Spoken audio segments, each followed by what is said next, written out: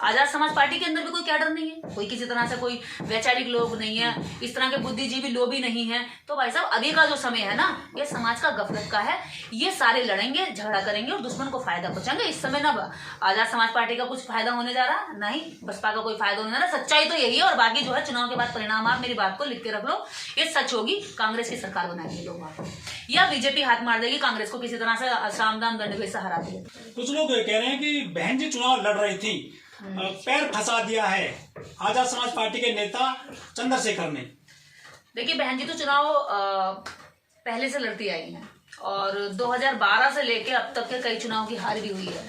अगर बहन जी चुनाव को सही तरीके से लड़े और चुनाव में पूरी जैसे विपक्षी दल उतरते हैं जो हमारे अधिकारों के खिलाफ हैं, जो हमारी समानता के खिलाफ है, जो हमारे ऊपर अन्याय अत्याचार करते हैं, जिन पार्टियों से हम त्रस्त हैं, परेशान हैं, अगर उस सिस्टम के लोगों से वास्तव में लड़ना है तो ये समाज आज भी, चाहे मध्य प्रदेश का हो, राजस्थान का हो या यूपी का हो, किसी भी राज्य का जो दलित वोट बैंक है वो बहन जी के साथ है। हमें नेता चाहिए जो जमीन में काम करता हो, जैसे बहन जी ने काम किया था।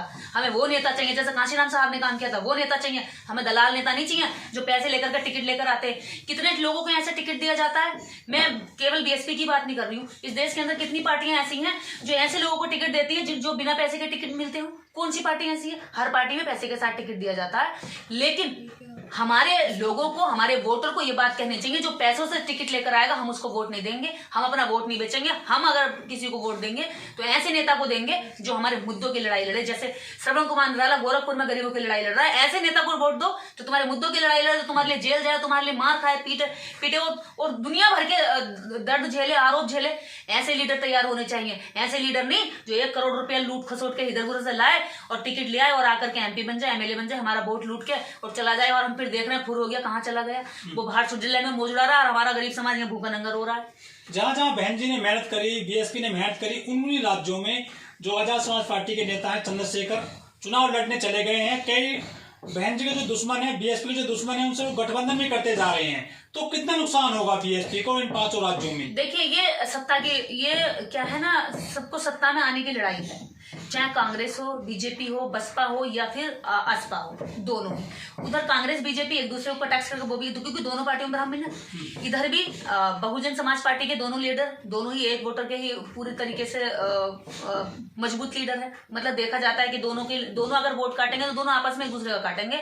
वो अपर कास्ट का कोई वोट नहीं काट पाएंगे दोनों में ही। बहन जी हो सकता है ले आए कुछ वोट, लेकिन अभी आजाद समाज पार्टी में ये वो क्षमता नहीं है कि वो दूसरी किसी अन्य पार्टी या उसका जाति का वोट ले आए, अपर कास्ट का। क्योंकि एक नफरती उस पर वो देखा जाता है, टारगेट किया जाता है हमेशा भीम आर्मी को।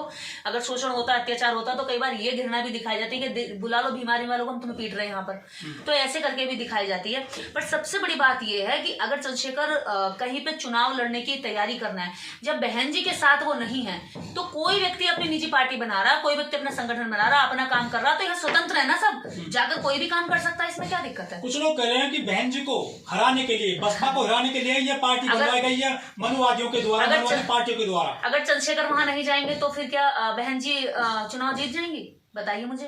चंद्रशेखर ने इस बार यहाँ चुनाव लड़ा, इससे पहले 5 बार चुनाव हारती आई है बसपा उत्तर प्रदेश के अंदर। जब तो चंद्रशेखर की पार्टी नहीं थी। तो कहने वालों की क्या है, वो उन दिमाग तो लगाते नहीं है, बस कुछ भी बोल दिया। अरे मुझे बताइए, पिछले 5 चुनाव बसपा की पूरी करारी हार हुई है। अगर 10 सीटें भी आई थी तो वो सपा समाजवादी पार्टी के साथ में 2019 में समाजवादी पार्टी के साथ गठबंधन करके आई थी। उससे पहले वाला चुनाव, उससे पहले वाला चुनाव और इसके बाद का चुनाव, ये सारे 5 चुनाव क्यों हारी बसपा? तब तो चंद्रशेखर की ना कोई पार्टी थी, चंद्रशेखर नाम का कोई आदमी भी नहीं था, चंद्रशेखर नाम का कोई नेता भी नहीं था, और भीम आर्मी नाम का कोई आंदोलन भी नहीं था।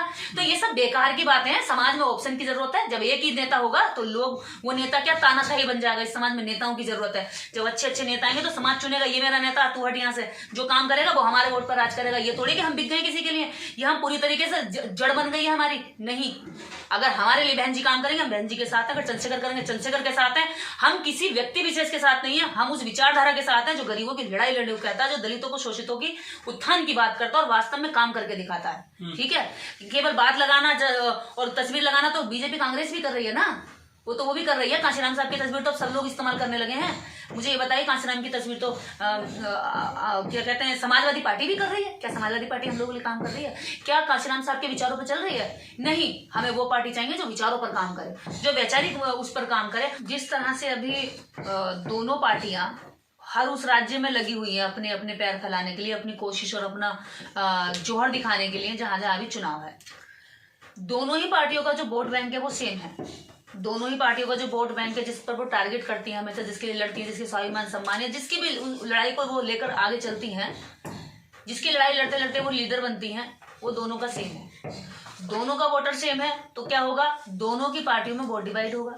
वोट डिवाइड होगा तो जो तीसरा पर्सन होगा उसमें जोर लगाने वाला चाहे बीजेपी हो या कांग्रेस हो, उनमें से किसी की सत्ता बन जाएगी। तो दोनों ही लड़के अगर अलग अलग लड़ती हैं तो इससे दुश्मन को फायदा होता है। इससे जिस समाज की लड़ाई वो लड़ती है उस समाज का कोई फायदा नहीं होता, या फिर उनके जो पर्सनल ईगो है उसको सेटिस्फेक्शन मिल जाता है। बाकी समाज का इससे ना कोई सेटिस्फेक्शन लेना देना, ना समाज के इससे लड़ाई का कोई लेना देना।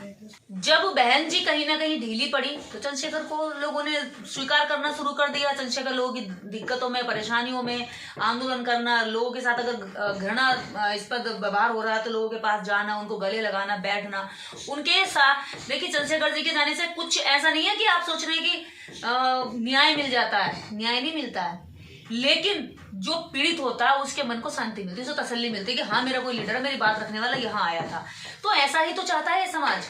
क्या बसपा के लीडर ऐसा नहीं कर सकते? कर सकते हैं, लेकिन ऐसा नहीं करते, वो दूर रहते हैं। अगर किसी को मुसीबत विपत्ति आ रही है तो बिल्कुल चुप रहते हैं। अभी आपको पता होगा 10 अक्टूबर को एक आंदोलन हम लोगों ने भूमिहीन परिवारों के लिए जमीन आवंटन का आंदोलन किया था। एक भी बसपा के आदमी ने ये बात नहीं बोली कि समाज की लड़ाई लड़ते लड़ते इस समाज के 12, 13, 17, 18 लोगों पे मुकदमे और 12, 13 लोग जेल में हैं, उनको रिहा होना चाहिए। ऐसी ऐसी चीजें क्या है समाज चाहता है। अगर ये बोली जाती तो हमारे प्रति हमारे मन में क्या आता है, वैसे भी हम तो लड़ते ही हैं उन लोगों के लिए, लेकिन हम क्या लड़ते हैं बेमतलब। वो चाहते नहीं कि हम उनकी लड़ाई लड़े, लेकिन जबरदस्ती लड़ते हैं फिर भी। तो पार्टी के अंदर जो है जितना वोट बैंक अभी तक बहन जी का था, वो बहन जी के साथ आज भी अंदरूनी रूप से साथ है।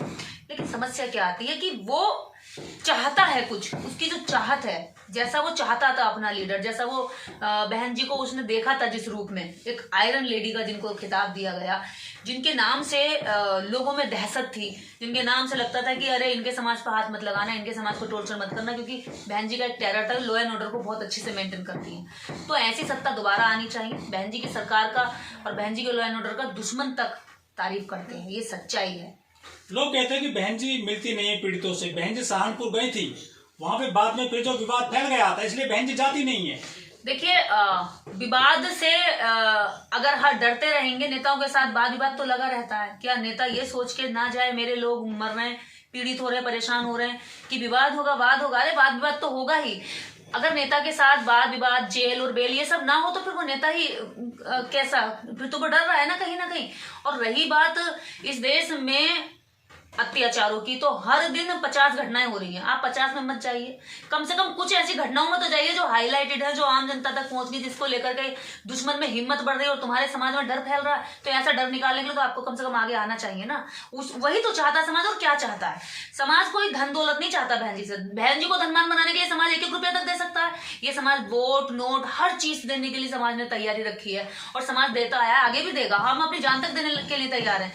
लेकिन बहन जी से जो चाहत है, जिस तरह का लीडर उन्होंने अपना देखा है, जिस मतलब जो दबंग लीडर वो चाहते हैं, वैसे लीडर में आपने उनके लिए काम किया था, आज वो उसी काम को चाहते हैं। क्योंकि समाज क्या है ना, चीजों को जब लंबा समय होता है तो भूलने लगता है। बहन जी ने इतने बड़े बड़े काम किए हैं कि बहन जी के बाद भी ऐसा लीडर आने के लिए बहुत लंबा टाइम लगेगा, बहुत लंबा पीरियड लगेगा। अब क्या है, लंबे टाइम से बहन जी चुनाव हार रही हैं।